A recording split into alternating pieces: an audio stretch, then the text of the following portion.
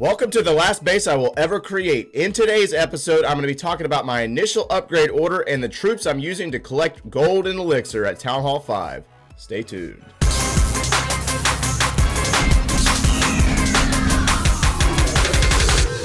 What's going on, guys? Joe here, coming at you today with a new series, starting with a little bit of gameplay for the lower Town Hall levels. So I just built this base. Actually, I started this base about a year ago. And was really kind of collecting gems to get builders. That's exactly what I did by removing obstacles from the bases, your trees and your stones and all the things that were scattered throughout the base. They do provide some gems over a collection, and as you remove those items, you will gain the gems in order to gain your additional builders. That's exactly how I did it. 3 of 5, so we do have 5 builders now. That's kind of important when it comes to the speed of generation of building your base. So the intent of this series is to document my progress through the lower Town Hall levels. That way it'll assist some of you that are interested in following along and hopefully enhance your gameplay. All right, so as you can see, we have a Town Hall 5 now, and it was a fully maxed Town Hall 4, and now we have built all of the objects. So the first thing that I did was built the new items in the shop, starting with the army camp, the spell factory, the new cannon, the new archer tower, the new wizard tower, the new traps in the air bomb and the baby bombs, and then the additional gold mine, elixir collector, and the 25 additional pieces of wall. So now that we have those new items, we can build a base. Now let me show you this tab over here if you're not aware of the information tab. This tab here houses a lot of different information for you guys that play the game. This is a lot of new stuff that was not available when I first started playing the game many years ago. All right, so as we look at this tab, it offers, a couple of strategies and tips from a couple of other content creators. It's really good stuff for those of you that are learning how to play the game in the initial stages. Also, this middle tab here, or the middle button, the Town Hall 5 base layouts. This is a website that offers a lot of different base designs that's been built by the community over the years, and that's where I got this base design. Now, in order to change your base, there's a tab right here on the right, and at Town Hall 5 it offers a new slot in order to build another base. At Town Hall 7, as you can see, you can unlock the third. I've already built a base for Town Hall 5. It was something that I picked out of that website just to kind of help me out and get this thing moving along. So that's my new base that we're going to run with for now and see what happens, if it's going to protect my my loot or not. We'll never, you never know. Let's go ahead and get started on that upgrade order. Now, if your base does not look like this, it's okay. You'll be able to catch up. We will not be moving along as quickly as you might think. However, if you are new to Town Hall 5 and you do not play very often, go ahead and upgrade those gold mines and the elixir pumps. What this does is it maximizes the amount of resources that the base is drawing for you while you're offline. However, if you are offline for a long period of time, it will store up the gold and elixir for opposing attackers to come in and take your loot. So keep that in mind. Now, if you play often, you get on often, and you are playing in order to upgrade as quickly as possible, the first thing that I would recommend upgrading would be the army camps. I've already started upgrading 2 of those, and the point behind this is to maximize the amount of housing or the amount of troops that you can train and store in your camps and take into battle. More troops means more successful wins in the wild or versus opposing bases. So go ahead and start upgrading those first. I've got 2 of them down, as you can see, and I will be upgrading the third here in a bit. Next up would be the army laboratory, or the laboratory. So what we can do here is, by upgrading this structure, we will be able to upgrade our army troops to the next level. Right now I'm working with level 2 giants and level 2 archers, and it's it becomes harder and harder as you face higher bases to beat those bases with lower level troops. So by upgrading this building, you'll be able to gain a higher level of troops and advance quicker in the game.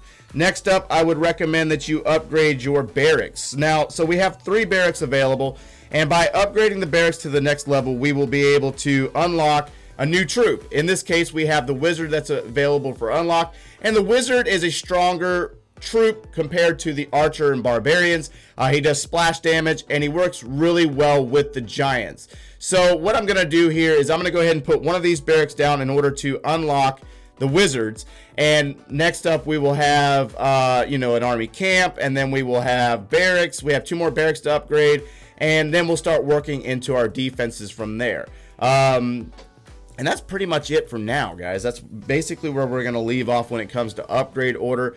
But how am I gaining resources? That's really something that we're going to have to talk about. Maybe some of you guys are not really sure how to go about that, or even how to attack. So that's something we're going to address in this video. Okay, so the collection of resources requires that you go out and actually attack. If you aim to build your base quick, this army here, this is an army that I'm working with right now.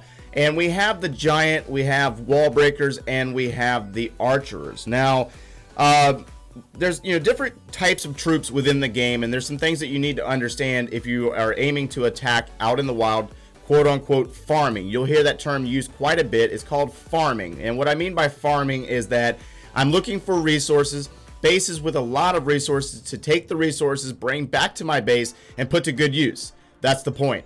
But we're not trying to use expensive armies in order to do that, because we want to save as much of those resources as possible in order to upgrade our base as quickly as possible. So the giant is a tankier unit, and what it does is basically blocks for your melee troops, the smaller troops, your archers, your barbarians, and the wall breakers. The wall breaker is basically exactly what its name is. It breaks walls. However, it's a weak troop, and it can be destroyed by a shot of an archer tower. And then also the archers is a melee troop. It's a ranged troop, so it can shoot over walls and destroy structures or buildings on the opposite side. You also have goblins. Goblins are great for collecting resources because that's their sole purpose in life, is to steal loot. So let's go ahead and get into an attack and see if we can find one right off the bat that's pretty decent. This one right here is not bad. You have 63,000 gold and you have 80,000 elixir available on the base. This is relatively high for lower town hall levels. If you find anything beyond that, you're probably facing off against a higher town hall level. In this case here, we are going to face off against a higher town hall level.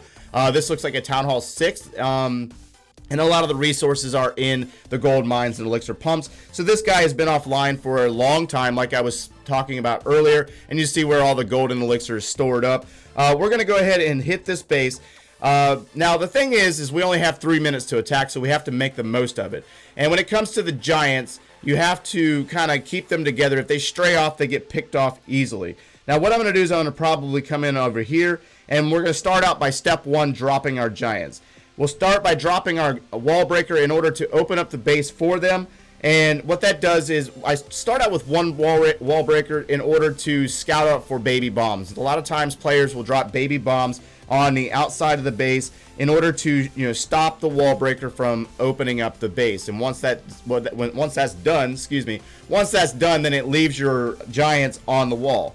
Now in my clan castle, I've requested a higher level different troop in order to assist my giants. The giants aren't very strong and they need assistance in order to beat the base. So I request hog riders. You can also request giants in order to help your lower level giants. If you do not have players in your clan that can get you higher level troops, you can attack without them, but you're not going to be as successful right off the bat. Now, as you can see here, these higher level hog riders, they definitely free up a lot of the pressure off of our giants. But this is how I'm collecting the resources. And as you can see, I'm not using all of my troops. What I'm doing here is I'm basically trying to save elixir. I don't want to use all of my troops all the time, because what that does is it draws a lot of resources into the armies and takes away from resources that could go towards an upgrade in the base. In this case, I'll go ahead and start using these. That way we can go ahead and speed this attack up and move on in the video. Alright, wall breakers, I'm just going to dump those and get rid of them. We're not going to be needing those anymore. We can cook more. That's going to be something that we're going to point out here in a moment. Archers are going to finish up on the back side of the base. Giants, once all the defensive structures are gone, so giants and hog riders seek out defensive structures or buildings. They will target those defenses while your archers are back behind them, engaging those additional buildings behind them. But again, the levels of the giants is very, very important. The weaker level giants are not going to be as strong, and they are going to die quickly. Now, we have builders' huts that are spread throughout the base. One mistake that I did here that I probably should have discussed in the beginning of the attack is zoom your screen all the way out. The builders' huts around the outsides of the base is put there for a reason, to basically end your attack early. So definitely learn to zoom your screen all the way out and identify those builders' huts first. That way you are not forgetting about them, and then also not having any troops at the back end of the attack in order to take care of those builders' huts. Okay, so the attack is over. And the first thing that I'm going to do is go back into my army tab, and I'm going to cook an army. Now, at Town Hall 5, you do unlock the quick train button, which is extremely helpful as you progress throughout the game. And you can save an army, that way you don't have to recook that army every single time or rebuild that army every single time that you train. So we're going to train that first army. Now, something that some of you might not know is that you can cook a second army or train a second army, and we're going to go ahead and do that. Now, what that does is that puts one in the queue to be used immediately and one in the queue to be used after an attack. So this way it allows you to attack more often than before. This used to not be an option back in the day, and this is very, very useful now. So what about that fifth builder? Now, there's something that I've always done when it comes to the fifth builder. I try my best not to use the fifth builder unless there's something that I'm being very impatient on upgrading. So the fifth builder is what I normally use to upgrade my walls while I wait for my other upgrades to happen. What this does is it grants you the ability to continue to attack and build your resources, and then if you max your resources out and you still have a couple of days on upgrades, which you can check here in this upper tab, the builder tab, you'll notice that if you have a long period of time that you're not sitting on loot for a lot of days. And so what I normally do is I'll go ahead and upgrade wall pieces in the meantime, and this allows me the opportunity to continue to farm all the time and not have me sitting on maxed out resources in my collectors for a long period of time. So really quick, let's go ahead and knock out this, and then I'm going to show you one more attack that I can point out some things that you might not notice. There's some important things to know when it comes to attacking, that it's just kind of like, it's kind of one of those things that you end up learning the hard way. A lot of times that's what I've done, is learn the hard way. So all right, there we go. We're gonna stop right there. I got 74,000 gold remaining in the storage, and we've made a pretty good dent on the level 5 walls. We will be finished with level 5 walls probably in the next day. So don't worry about that. If you do come back into the next episode and the walls are done, that's kind of what happened. Now, once the walls are finished, then I will use that fifth builder to assist my other builders in upgrades and get the base finished up quickly. All right, so let's go ahead and wrap this video up with one more attack, or one final attack, and there's something that I want to point out to you. So the clan castle. The clan castle tends to house defensive troops, opposing defensive troops, and something that you might not notice or know if you start out in a raid without checking the range on the clan castle, which in a live attack you're not able to actually check the range, but learning the whereabouts, or getting a good idea on the range of the clan castle, you can determine whether you can pull it out or lure it, and identify if there's actually troops in it or not. So I'm going to drop an archer here to identify that there is not any defending troops in the clan castle, but be aware that sometimes if you do not check this, the defending troops can take out your giants quickly and destroy your entire attack right off the bat. All right, so back to attacking. Step 1, we start out with the tanky units in the giant. Step 2, we're going to drop our wall breakers in order to open up the base for our wall breakers. So you got to wait. You need to allow your defenses to target the giants before dropping the wall breakers, because the wall breakers can get picked off easily or taken out by a mortar easily. And then you're going to drop your archers and allow them to clear structures or buildings on the outsides of the base, or follow your giants into the base. Once we unlock the wizard, we'll get a little bit more defined on this, because the archers kind of stray off and just do whatever they want. Wizards do too, but we'll talk about the wizards later on in another video. And then, as you can see here, I bring hog riders in my clan castle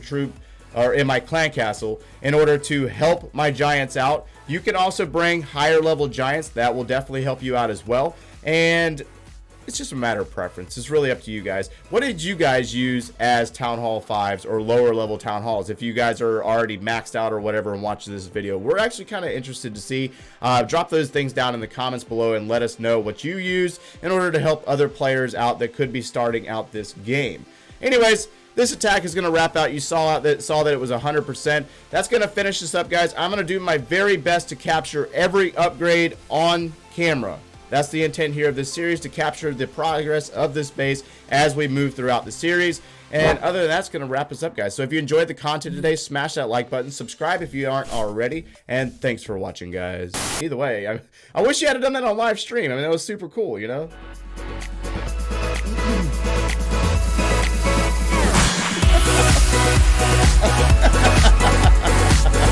yeah, that's right, I'm supposed to dab too. even though you don't get to see my other